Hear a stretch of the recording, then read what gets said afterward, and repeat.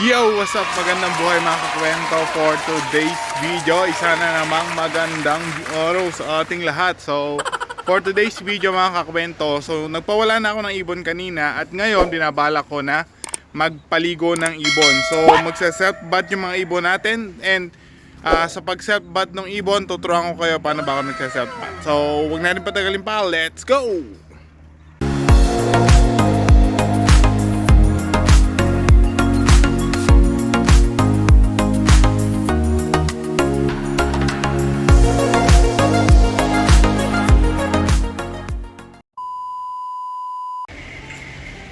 At so yan mga kakwento, sabi ko nga sa inyo, nakawala na sila kanina. So yan, nandito na silang lahat sa ating loft.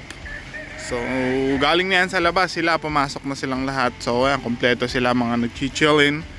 Si Loco nandito na sa loob mga kakwento, hindi ko na siya inalis. Kasi nakita ko kaya niya na. So tama ba? Tumleto 2, 5, 6, 7, 8, 9, 10. Okay, 10 mga kakwento. So tuturuan ko kayo paano magpaligo. A few moments later. At yun mga kakwento, sa pagsasagawa ng self-bath sa mga ibon natin sa loft ay dalawa lang ng mga kailangan nating bagay. Siyempre, unang-una yung tubig.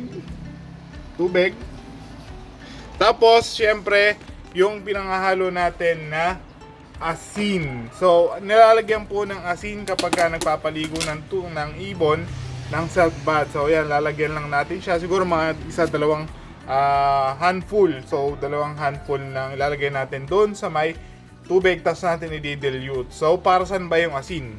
Okay mga kakwento, so ito na yung dalawa nating requirement. So tubig tsaka asin. So gaya ng sabi ko, lalagyan natin ng asin. So isa and dalawa. So pag naglagay po ako, dalawa lang sa isang ganito. So, pwede yun yung depende sa inyo eh. So, tansya nyo. Pero magdagdag pa tayo isa eh. So, ayan. Para saan ba yung asin? So, ayan.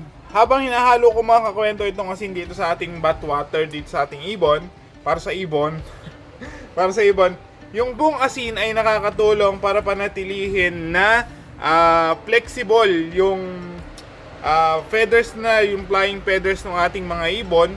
Saka isa pa, para mapanatili din yung water resistant na kanilang feathers. So mahalaga ito lalo na kung ang mga karera natin tag-ulan. So para mapanatiling malinis, water resistant at matibay yung feathers ng ating mga ibon, kailangan nilalagyan po natin sa natural bath or yung self bath ng mga ibon natin. Lalagyan natin ng asin or merong actually may nabibili po sa market na ideal bath salt. So yun talaga pang ibon. Pero ano lang, table salt, pwede na. Okay na yun, good na yun mga kakwento. So yan mga kakwento, isa pang mahalaga meron kayo is yung kanilang bathtub. So sa pagpili ng bathtub, dapat meron kayo dyang any enclosed na malalagyan nyo ng tubig. Ideal po na flat yung kanilang bottom. Tapos meron yung lalim niya dapat hanggang dibdib lang ng ibon natin. So hanggang doon lang yung lalagyan natin ng tubig. So yan, lagay na natin tubig.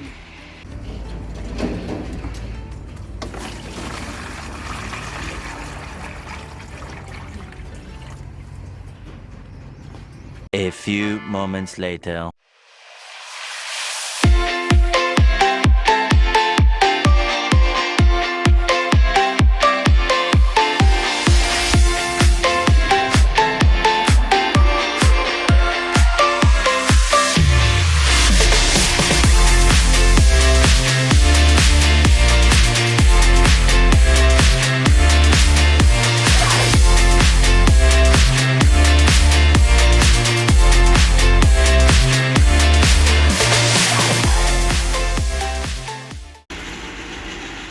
At so ayun mga kakwento, nagkakagulo na sila. So yan po yung tinatawag natin na self bath. So kusa silang naliligo. So yan o, gustong gusto. Napakainit din kasi mga kakwento.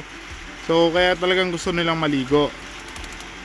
Tapos meron din tayong tinatawag na isa pang klase ng pagpapaligo mga kakwento. Yung tinatawag natin na force bath. Sa pagsasagawa naman ng force bath mga kakwento, ito yung klase ng pagpapaligo na sinasagawa kapag usually ginagawa yan kapag bago or basal yung mga ibon. Tapos yung magulang nila medyo madumi, may mga yun yung nilalagyan ng gamot na anti-kuto or anti-tick or anti-fleas para talagang mapanatili na healthy yung mga ibon natin. So yun yung tinatawag na force bath. Ito naman yung tinatawag na self bath, diba? Wow, swimming oh, grabe, gusto. Pati si Loco, naliligo siya. Malaking bagay yan, mga kakwento. Gawa ng force bath, ginagawa din yung karaniwan kapag mag-breed ka ng ibon. So yung mga breeder ko na yun, mga kakwento, bago ko sila sinalang, obligado silang i-force bath, lalo na kung galing sila sa stock loft. So kung matagal silang na-stock, di sila nakakapaligo. So ipo-force bath mo muna sila. So ang nahalo doon, yun yung gamot, tapos tubig, tapos hahawakan mo sila, lulublob mo sila, ipo-puwersahin mo silang maligo. Saka syempre kailangan nilang magbilad. So yun yung pagpo-force bath. So hindi pa rin sila tapos, mga kakwento. Swimming pa din. Eh, si Loco yun, no? Saka yung young bird, si Loca. Grabe. Sulit magpapaligo. Kita nyo naman, mga kakwento, after nilang maligo, kaya ipa-pluck nila yung kanilang mga feathers para i-align ulit. Saka tatanggalin nila yung mga loose feathers. So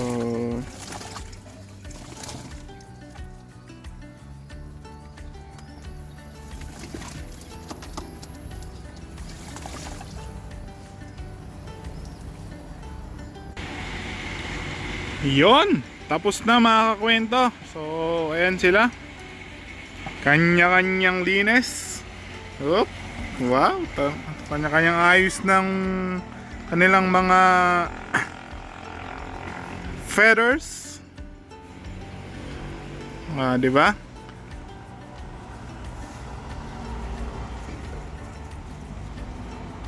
So tingnan nyo naman yung pinagliguan nila, mga kakwento, napakadumi. So isang tip pa pala bago ako mayari. So isang tip sa inyo, mga kakwento, sa mga nag-iibon natin, mga kaibigan dyan. So paano nyo malalaman kung healthy talaga ibon nyo? Isa sa factors, lalo na kung galing sila ng karera, napahinga sila ng konti.